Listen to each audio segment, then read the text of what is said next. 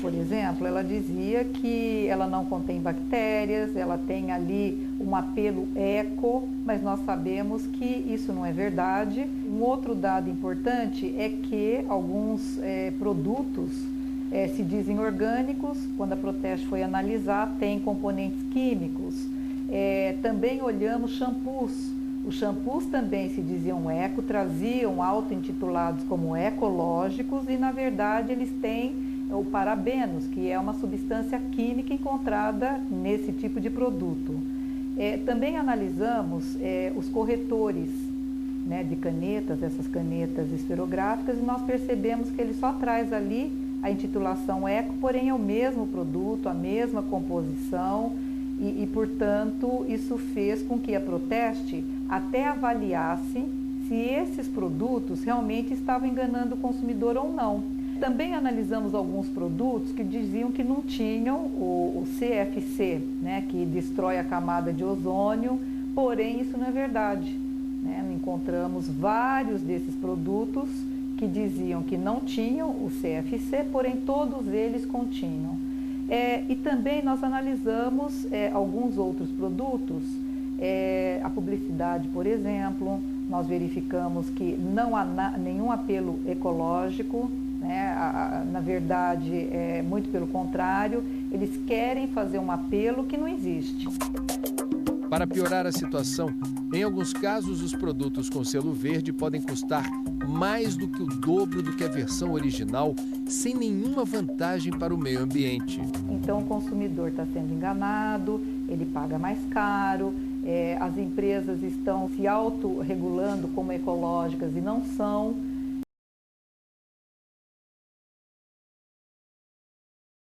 Vamos falar agora um pouquinho aqui do Brasil, então. Nossas equipes de reportagem flagraram o desrespeito dos motoristas de táxi que se recusam a transportar passageiros quando discordam do trajeto. Bom, a irregularidade foi comprovada no Rio de Janeiro, mas se repete em todo o país. A reportagem é de Tatiana Nascimento, Beatriz Ronay e Júnior Alves. As normas para este serviço estão num Código Disciplinar de 1970. Mas nas ruas, o que não falta é motorista dando desculpa para recusar passageiro. Muito trânsito, demora muito.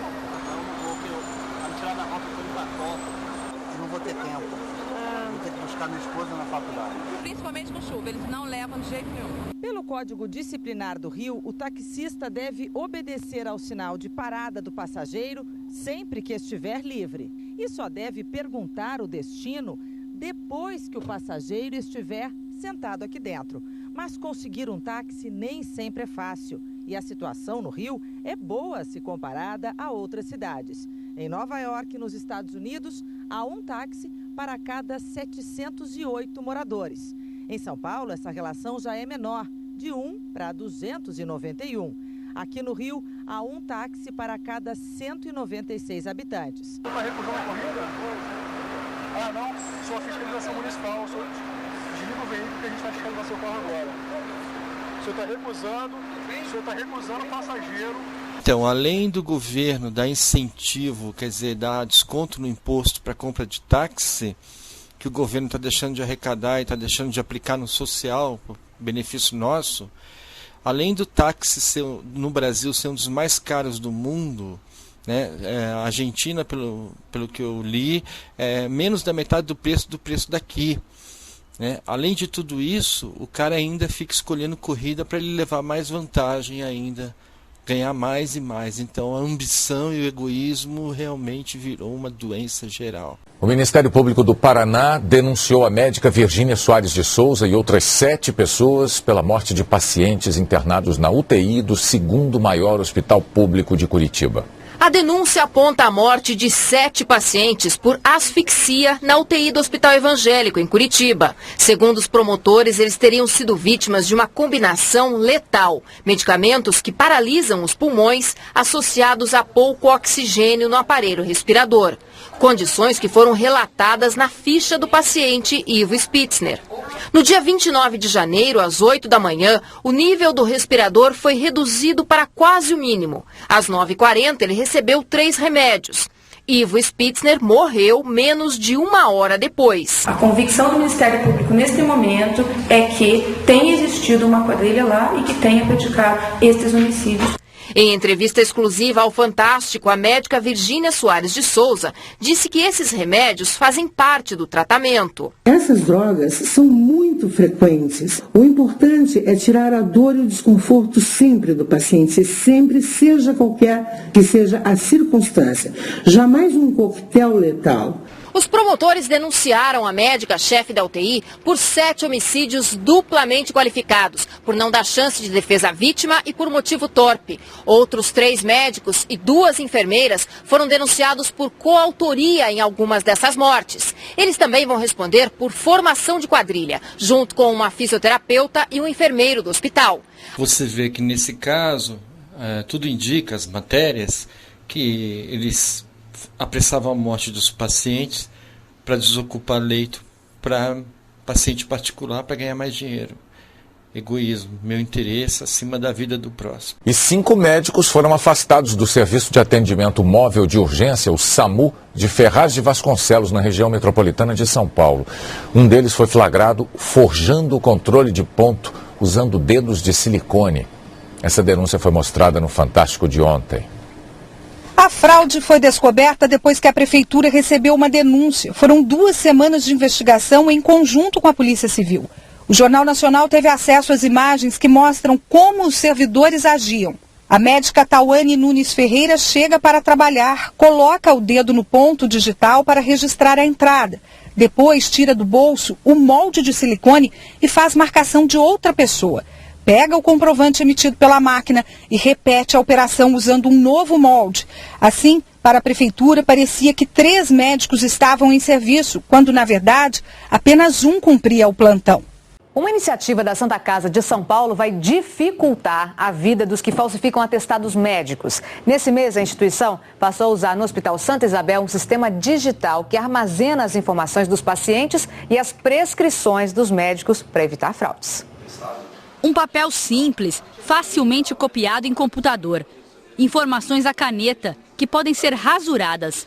Assim, a maioria dos atestados médicos de hospitais em São Paulo. Às vezes a gente dá um dia, vem 2, 3 dias de atestado. Isso já aconteceu tanto aqui quanto em outros hospitais onde eu trabalho também. O médico também já viu até o seu próprio carimbo com registro no Conselho Regional de Medicina em atestado que ele não tinha dado. O carimbo era meu nome, não que era meu. Eu peguei uma letra que não era minha, mas essa letra não é minha.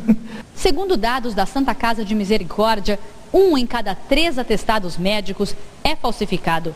Ao longo de 5 dias, os repórteres Fábio Turci e Júlio César foram às ruas de São Paulo registrar como os motoristas se comportam naquelas horas de trânsito mais pesado. Acabaram flagrando muitas situações em que a pressa e a impaciência falaram mais alto do que o respeito às regras de trânsito mais elementares. Quando ninguém mais consegue sair do lugar, qualquer espaço vazio lembra uma rota de fuga. Mas só está vazio porque é a contramão. E escapar pela contramão não é só fazer da própria pressa um perigo para os outros. Também é furar a fila, na maior cara de pau. A gente não briga porque não vale a pena, mas é totalmente irresponsável e além da falta de respeito. Paciência, respeito pela ordem de chegada. Tem muito motorista que não sabe o que é isso. A gente chega a ver, olha só, não existe mais contramão, os carros cortam no sentido contrário, sem pudor, para cruzar primeiro. E aí acontece isso, olha, o carro ficou na contramão e quem está vindo no sentido contrário tem uma faixa só para usar. Na disputa para ver quem tem mais pressa, um quase bate no outro. Nós mostramos estas imagens a um consultor em trânsito. Fica uma situação de salve-se quem puder, né? E todos forçam a passagem e todos acabam atrapalhando uns aos outros. E nem precisa de tanto carro assim. Sozinho, esse aí que avançou no sinal vermelho já atrapalha a vida de muita gente. Este carro também passa no vermelho e acaba preso no meio da avenida. é obrigado a esperar a vez. E enquanto espera, a motorista comete uma segunda infração. A pressa atropela a noção de segurança. O carro vermelho deixa para mudar de faixa na última hora e vai cruzando na frente dos outros. O motoqueiro parece que nem vê o tamanho do perigo. Já se sabe que os refrigerantes, de maneira geral, podem fazer mal à saúde. Agora, difícil é fazer as pessoas trocarem, né? Velhos hábitos por uma alimentação mais saudável. É difícil, hábitos de muito tempo, né? E médicos britânicos deram uma sugestão. Vamos ver se vai dar certo. Aumentar o preço dos refrigerantes para que as pessoas comprem menos o produto. E será que isso, Roberta, daria certo aqui no Brasil?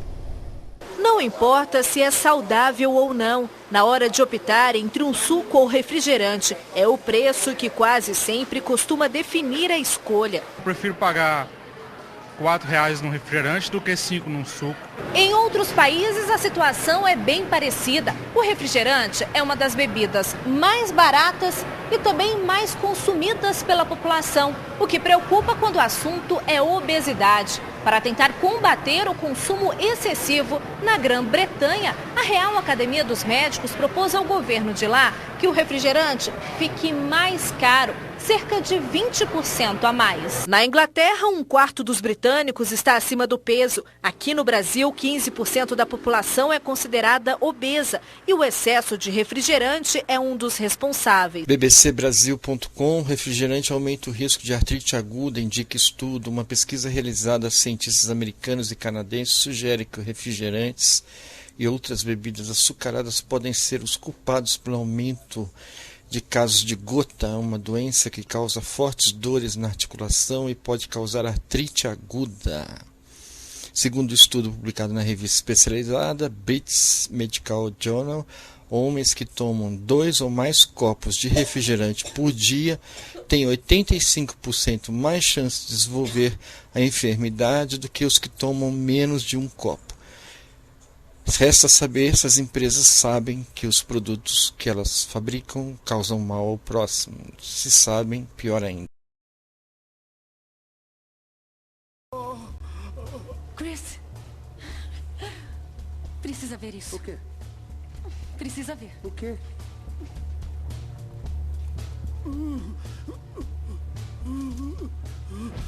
Me ajude, doutor. Quando você entra num quarto e vê um homem deitado na maca e o que mais chama a atenção de todos é o volume entre as pernas dele, é um pouco preocupante. Me ajude, doutor. Tem que arrumar isso. Eu não aguento mais. Me ajude. Calma, George, tá tudo bem. Fique deitado, que o médico já tá aqui. Vi que o caso era sério por causa das expressões faciais. Ele cerrava os dentes de agonia, se contorcia e agarrava a maca com força. Aquele cara estava sentindo muita dor. Vamos dar uma olhada nisso. Há quanto tempo ele está assim? Eu não sei. Quanto tempo, Loreta? Mais ou menos 5 horas. Tomou alguma coisa para melhorar seu desempenho ou algum remédio? Eu tomei. Mas já devia ter passado o efeito. Pelo menos sempre passava. Calma, George. Não! Ai, meu Deus, nos ajude. Numa escala de 1 a 10, acho que a dor correspondia a 20. Lenny, prepare a intravenosa com 10 miligramas de morfina. Vamos dar alguma coisa para acabar com a dor. Vai se sentir melhor logo. Aí a gente conversa. Joe, pega o gelo. Esse estado clínico é conhecido como priapismo. Ocorre quando os tecidos do pênis incham com excesso de sangue. Imaginem um vaso sanguíneo com muito líquido. O tecido se estica e não recebe os nutrientes normais e o oxigênio necessário. Então, o tecido começa a morrer. E quando isso acontece, começa a doer. Nós tentamos usar uma pomada tópica para ver se dilatava ou então se abria os vasos sanguíneos. Infelizmente, não funcionou. O gelo não deu certo. A pomada não funcionou. Dá mais morfina pro cara. Acaba com a dor dele. Vou ter que ligar pro Dr. Beard. Coitado. Ei, doutor, por que é que está demorando? Eu não aguento mais. Eu não aguento. Desculpe, George. Queremos encontrar um jeito que não seja invasivo. Como assim invasivo? O que